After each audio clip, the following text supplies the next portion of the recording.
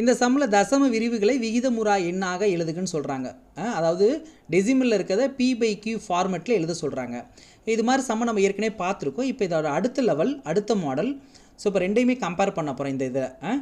இப்போ நம்ம ஏற்கனவே என்ன சொல்லியிருக்கேன், பாயிண்ட்டுக்கு அப்புறம் 2 நம்பர் இருந்தால் இங்கே 100 யூஸ் பண்ண சொல்லியிருக்கேன். பாயிண்ட்டுக்கு அப்புறம் 2 நம்பர் இருக்குது 100.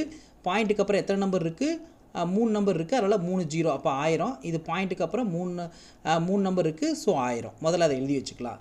அதுக்கப்புறம் பாயிண்ட்டுக்கு அப்புறம் இருக்கக்கூடிய எல்லா நம்பர்லையுமே கோடு இருக்குங்களா, கோடு இருக்குது. அப்போனா என்ன செஞ்சிடலாம், கீழே கோடு இருந்துச்சுன்னா அந்த 100லேருந்து 1 மைனஸ் பண்ணால் 99, மேலே இருக்க 45 அப்படியே போட்டுக்க போகிறோம். அவ்வளோதான், முடிஞ்சிருச்சு.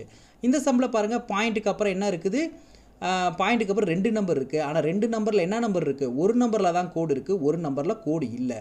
அப்போ என்ன செய்யணும், இந்த 100லேருந்து 10 மைனஸ் பண்ணிடணும். அப்போ மைனஸ் பண்ணால் என்ன வரும், 90. பாயிண்ட்டுக்கு அப்புறம் எல்லா நம்பர்லையுமே கோடு இருந்துச்சுன்னா 100லேருந்து 1 மைனஸ் பண்ணி 99 போட்டால் போதும்.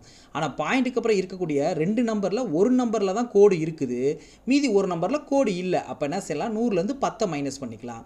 மீதி இருக்க 45 இருக்குது பார்த்தீங்களா, அப்போ 45ல் எதில் கோடு இல்லை, 4ல் கோடு இல்லை. அப்போ 4ஆல் மைனஸ் பண்ணிடலாம். 45ல் 4 போச்சுன்னா 41. அவ்வளோதான் ஆன்சர், 41.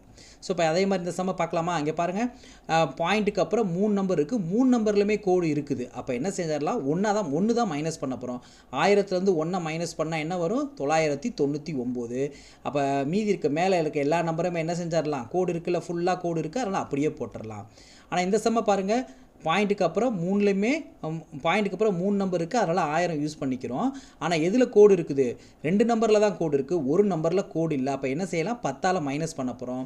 அப்போ 1000ல் 10ஆல் மைனஸ் பண்ணால் 990. இப்போ என்ன செய்கிறோம், கோடு எதில் இல்லை, 5ல் இல்லை. அப்போ என்ன செய்கிறோம், மேலே என்ன நம்பர் இருக்குது, 568 இருக்குது, அதில் இருந்து 5 மைனஸ் பண்ணுறோம். எவ்வளோ வரும், 563. ஸோ அவ்வளோதான் ஆன்சர், 563. ஸோ இந்த கம்பேரிஷன் புரியுதுங்களா. மறுபடியும் இந்த வீடியோ போட்டு பாருங்கள். இதுக்கு முன்னாடி நடந்த வீடியோவையும் பாருங்கள். உங்களுக்கு டெசிமலில் எப்படி விகிதமுறி என்ன எழுதுறதுன்னு கொஞ்சம் கிளியராக புரிஞ்சிடும். தேங்க்யூ.